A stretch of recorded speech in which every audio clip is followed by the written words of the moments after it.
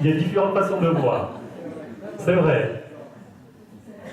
Alors, à la fin, le but ici, bon, bien sûr, vous allez apprendre, d'accord? Vous allez apprendre. Et à la fin, vous allez obtenir un ou des diplômes. D'accord? Et qui va ou qui vont mener vers le travail, finalement. Mais pour y parvenir à ce but, alors on va vous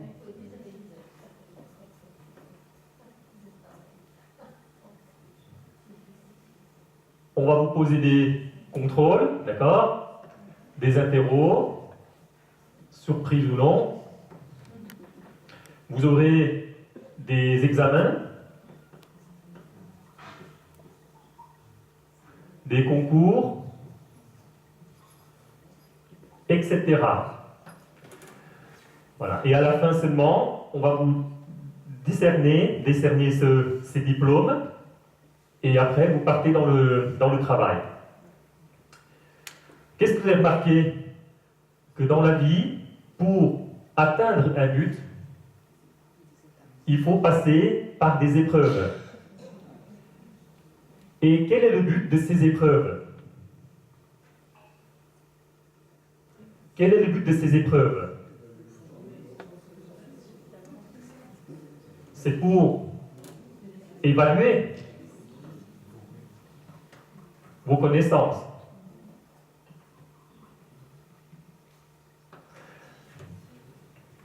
Alors, si un élève a une vision plutôt positive de l'école, que va-t-il en penser?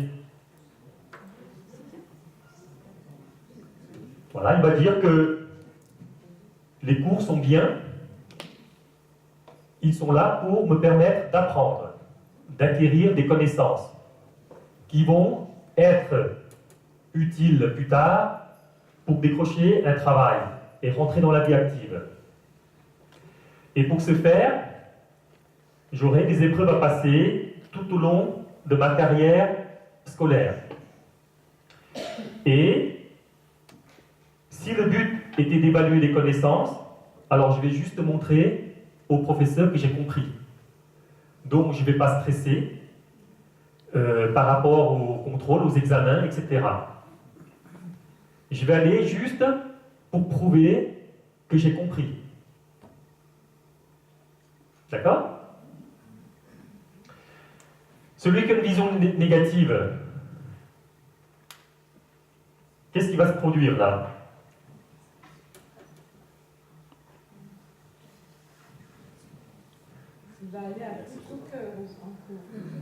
Voilà, donc c'est parce que soit il n'aime pas tout ça, parce que il y a la pression, d'accord? Il y a la pression des notes, et il aura peur d'avoir une mauvaise note et certainement se faire punir. De ce fait, il aura toujours une vision négative des choses, et surtout des cours ou des examens, et la veille ou les jours qui vont précéder le concours, les examens, les interros, il va toujours avoir cette vision négative qui va engendrer, à ce moment-là, des émotions négatives. Vous êtes d'accord? C'est un cercle vicieux. Maintenant, parallèlement, vous avez la vie à côté. Est-ce qu'on peut transposer la même chose? Quel est le but de la vie?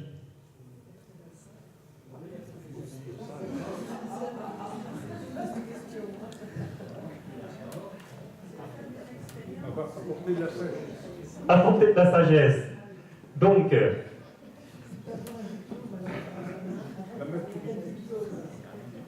alors rappelez-vous, la sagesse, hein, c'est un ensemble de connaissances.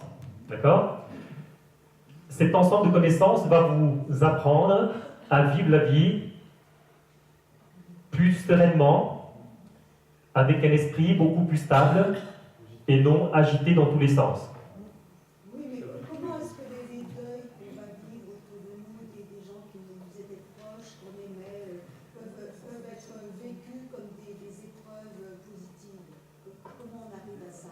Alors, parce que, regardez, madame,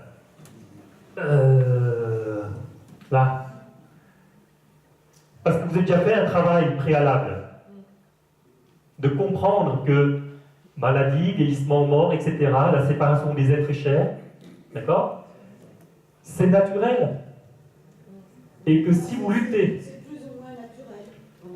pourquoi c'est plus ou moins Parce ça? que c'est plus ou moins juste, parce que c'est plus ou moins... Et qu'est-ce qui est juste? Alors, madame, ce qui est juste ou injuste par rapport à ça,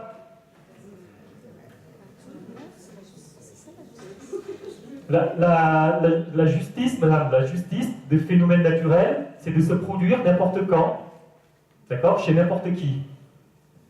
Peu importe qu'on ait des richesses matérielles, peu importe son âge, peu importe son sexe, ou la classe sociale. Ça, c'est la justice, madame, de la vie. Mais si vous aimez une personne, madame, et qu'elle vient de décéder, vous dites que c'est injuste. Mais cette personne défunte, imaginez qu'elle est l'ennemi d'une autre personne. Que va-t-elle en penser? Ah, qui a juste, madame?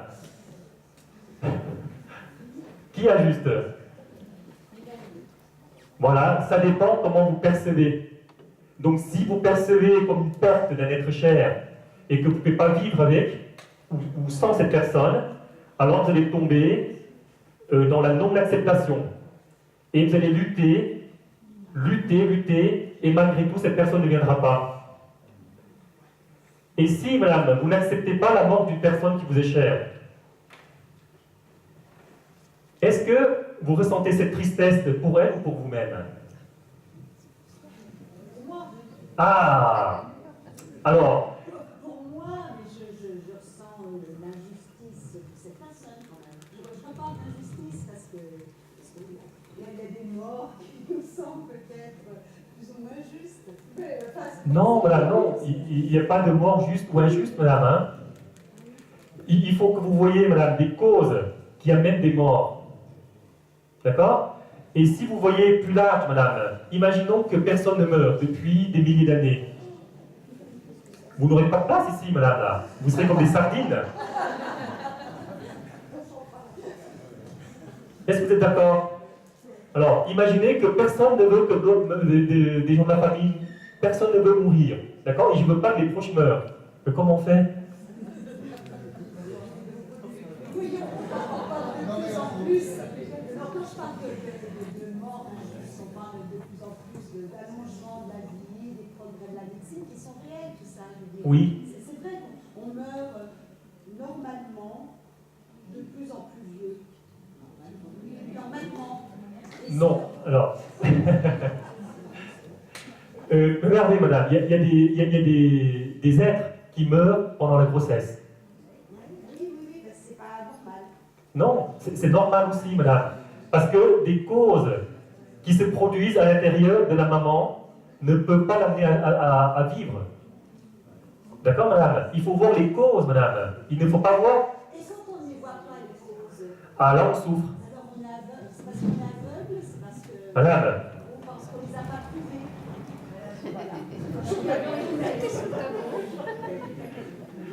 C'est parce que vous faites peut-être du bien, mais vous ne voyez pas la réalité. Et la réalité, c'est tout ça. Et si vous commencez à travailler dessus, à ce moment-là, la mort va être mieux acceptée et elle est totalement naturelle. Mais pourquoi vous ne la faites qu'aujourd'hui, cette conférence? Fallait la faire avant. Mais ça fait 2 ans et demi que je la fais. Oui, mais non, mais c'était une plaisanterie. J'aurais voulu vous entendre dire ça il y a quelques années, voilà. Ah, alors, là, madame, si on regarde encore la réalité, hein, c'est que vous et moi, on n'a pas produit les causes pour qu'on puisse se voir et s'écouter. Vous comprenez, madame? Parce que dans tout ce qui se produit dans la vie, n'oubliez jamais qu'il y aura toujours des causes et conditions. Sans cause ni condition, rien ne peut se produire.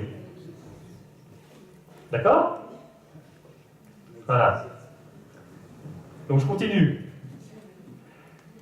Donc dans la vie, comparativement à tout ce que les élèves doivent suivre ou subir, vous avez la même chose dans la vie. Qu'est-ce que c'est?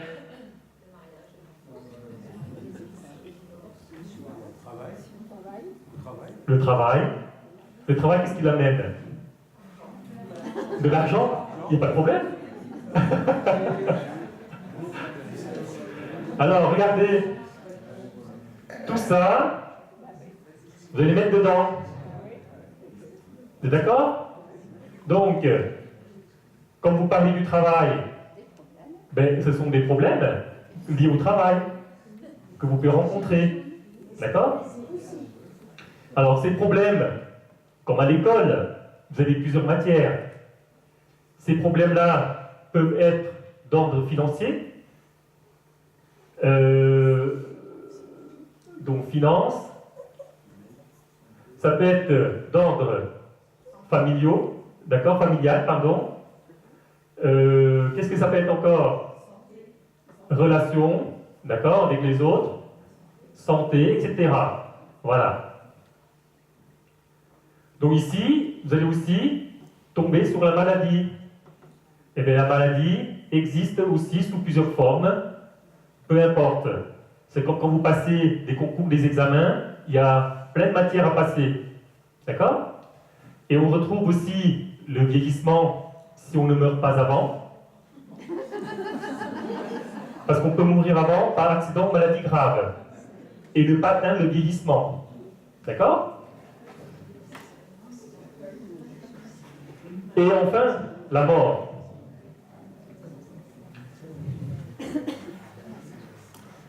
Donc la vision positive, si on revient à l'école, comment on peut faire alors?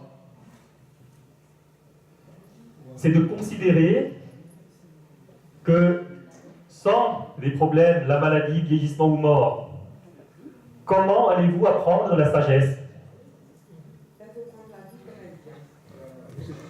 D'accord? Donc cette sagesse, elle va vous amener vers une certaine stabilité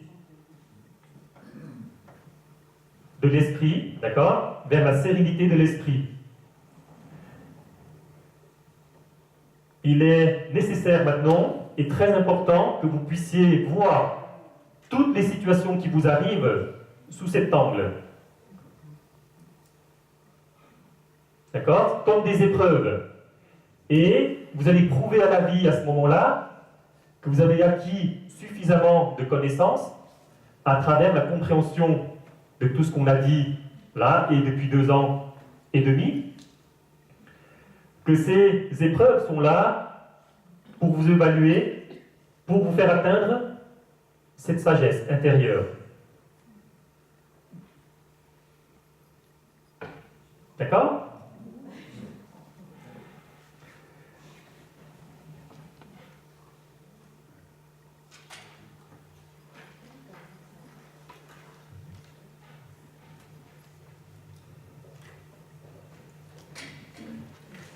Alors, si on poursuit la réflexion,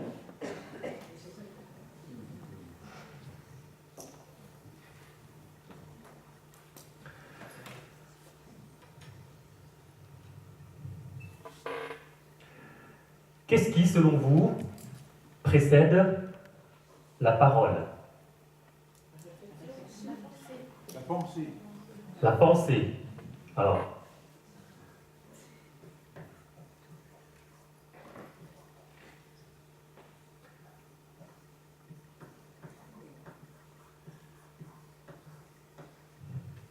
qu'est-ce qui précède un acte?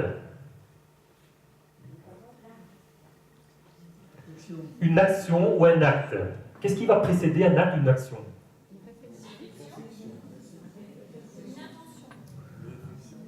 C'est la même chose? Réflexion, pensée? La décision, elle vient d'où? De la pensée. Donc, l'acte vient de ça aussi. Qu'est-ce qui peut précéder une émotion? Un événement. Qu'est-ce qui fait naître une émotion en vous?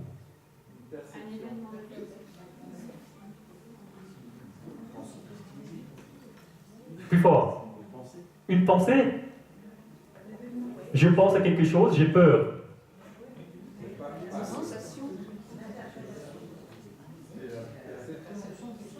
Et la perception vient d'où?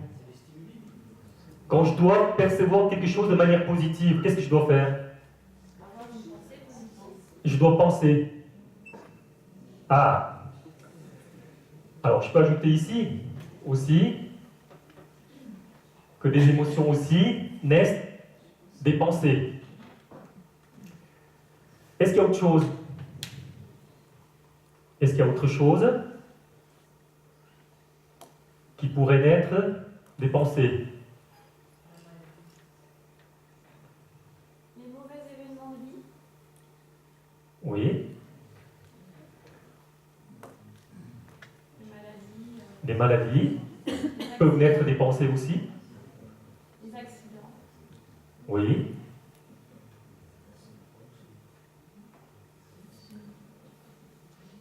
En fait, vous voyez, quand on parle de l'acte, on parle de tout ce qui touche au corps, d'accord?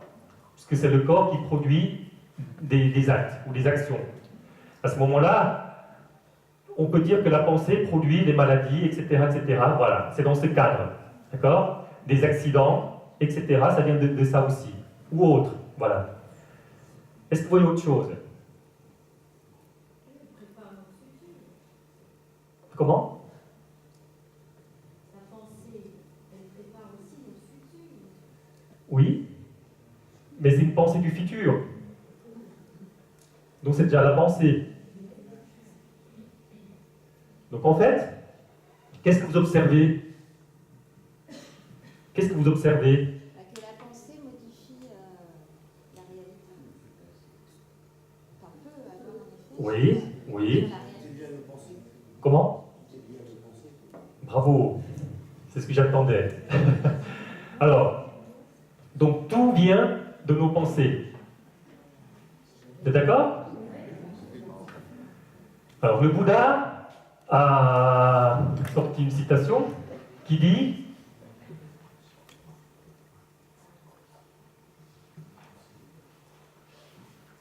avec nos pensées,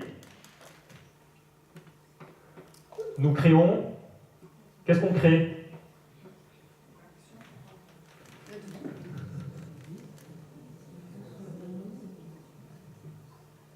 Avec nos pensées, nous créons notre monde. Et ce mot monde, dans ce mot monde, il fait allusion à la vie. D'accord? Donc avec nos pensées, nous créons notre vie.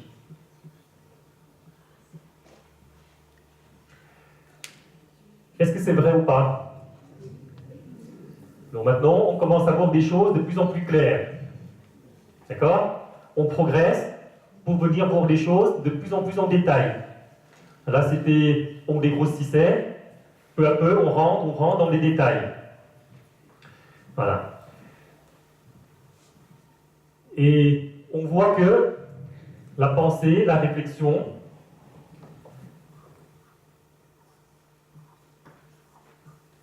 deviennent la cause de tout ce que nous vivons dans notre vie. La pensée va tout chapeauter.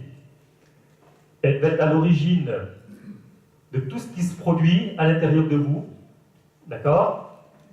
Par des phénomènes mentaux comme les émotions, ou des actes physiques, soit tout ce que vous faites avec votre corps par les actions, ou la parole. Donc, il faut bien surveiller la pensée lorsque vous voulez dire des choses, lorsque vous voulez faire des choses, ou lorsque la pensée va engendrer une émotion qui pourrait être destructrice pour vous. D'accord?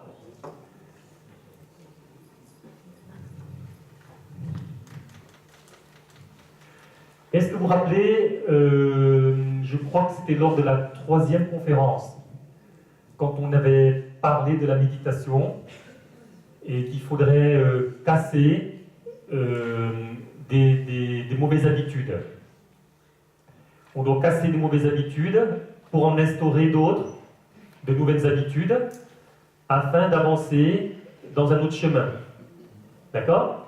Et je pense qu'à ce moment-là, je vous ai sorti une citation qui disait que qui sème une pensée récolte, oui, une action, d'accord?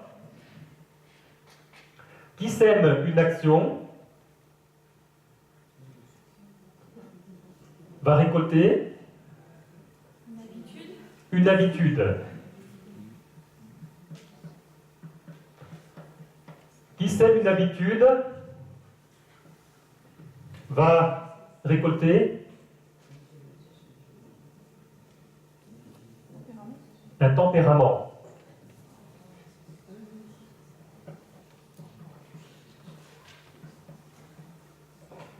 Et qui sème un tempérament va récolter son caractère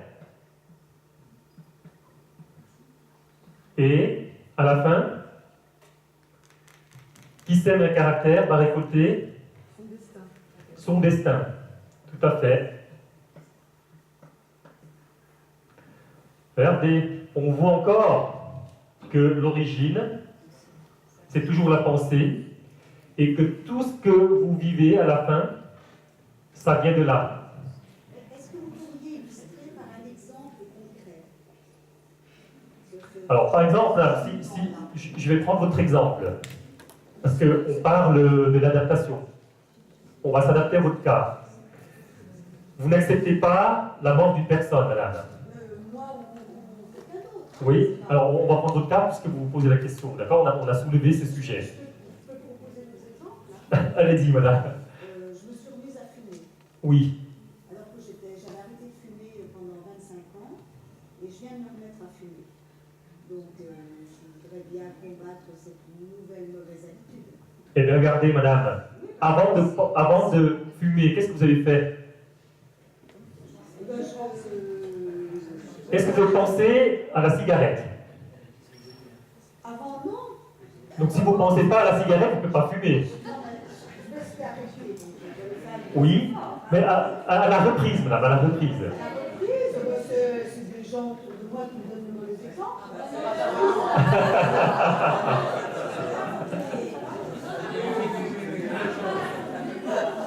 Alors, c'est bien, madame, je vais noter ce que vous dites. Alors, Mais c'est mon petit exemple. voilà, ça c'est les autres. D'accord? Le plaisir, je sais pas, vous ne le connaissez peut-être pas, ce plaisir-là. Mais madame, ce plaisir, il naît d'où? Avant de reprendre, madame. Avant de reprendre, d'accord? Et oui, c'est ça, madame. C'est cette pensée qui déclenche une émotion en vous. D'accord? Une émotion va déclencher un désir, puisque c'est une émotion de satisfaction. En voyant les autres fumer, vous remémorez les sensations que vous avez vécues auparavant, il y a plus de 25 ans. D'accord? Et la pensée a créé une émotion en vous, madame. L'émotion crée le désir. Je le fais une fois, d'accord? La pensée revient, je pense à une deuxième cigarette. Cette deuxième cigarette déclenche encore le désir. D'accord, madame? Une satisfaction, le désir, et ça y est, je crée l'action de fumer, et à force de répéter, ça devient ma nouvelle habitude. D'accord? Ces habitudes que vous répétez jour après jour, même plusieurs fois par jour, amènent un nouveau tempérament. Un tempérament, c'est comme, si je dois vous donner un exemple concret, c'est comme un arbre qui commence à s'enraciner. D'accord? Un arbre qui a 1 an, 2 ans, que vous venez de planter, il commence à projeter des racines en profondeur. Et peu à peu, en répétant ce tempérament, ça devient plus dur là. Des racines grossissent, s'enfoncent en profondeur, et là, c'est dur à l'arracher. Ok? Et donc, finalement, vous vivez ce que vous avez pensé au départ. Est-ce que vous êtes d'accord? Voilà, donc ça vient bien de la pensée. Alors souvent, puisque la pensée est la cause de ce qui se produit dans la vie, est-ce que nous tous ici, on a l'habitude d'aller traiter les causes de nos problèmes? Un petit peu, de temps en temps. Quand il y a une telle fréquentation des salles de yoga, des salles. Alors, parce que souvent, vous voyez madame, hein, on ne va pas chercher les causes là où ça se produit. On va agir sur les effets. Donc, on va dire, c'est la faute des autres. D'accord? C'est pas de ma faute hein, si je fume. Hein. C'est parce qu'on m'a proposé l'autre. Donc, on jette la faute sur les autres. On va chercher à résoudre. D'accord? Vous cherchez à résoudre les problèmes, en fait, à l'extérieur de vous. Voilà. On cherche toujours à résoudre à l'extérieur de soi.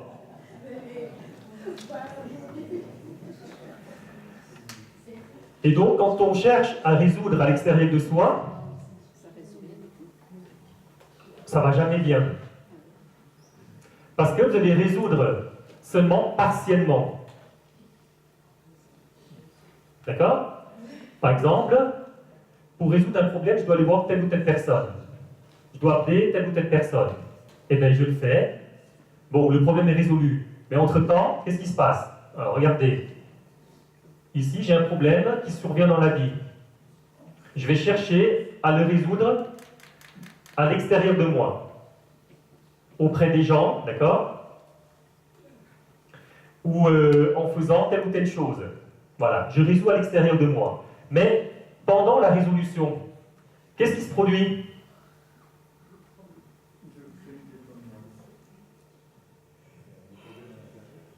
Qu'est-ce qui se produit à l'intérieur de soi? Là, l'agitation. Alors, donc, qu'est-ce que vous observez? Que vous êtes en train d'aller résoudre ou soulager un symptôme et non la cause. Donc à chaque fois, vous allez récolter quelque chose qui va faire beaucoup de mal à l'intérieur de vous.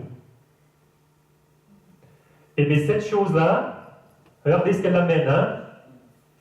Est-ce qu'elle peut amener ça? L'agitation, est-ce qu'elle peut amener à force la maladie? Eh bien regardez, à partir des pensées, qu'est-ce qu'on crée? Un destin avec des maladies, par exemple. Hein? Ou en ayant des pensées négatives et toujours avec beaucoup d'agitation, est-ce qu'on peut vieillir plus vite? On peut vieillir plus vite aussi. D'accord? Donc finalement, c'est comme quand vous avez une maladie.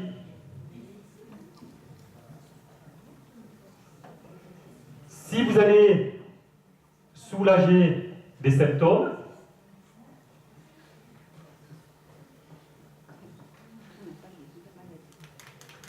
en prenant des médicaments, d'accord? Vous allez prendre des médicaments pour soulager les symptômes. C'est bien, vous le faites une fois, ça soulage. Quelques semaines plus tard, vous ressentez les mêmes symptômes. Vous reprenez les mêmes médicaments pour soulager. Et vous répétez ça encore X fois. Qu'est-ce qui va se dégager?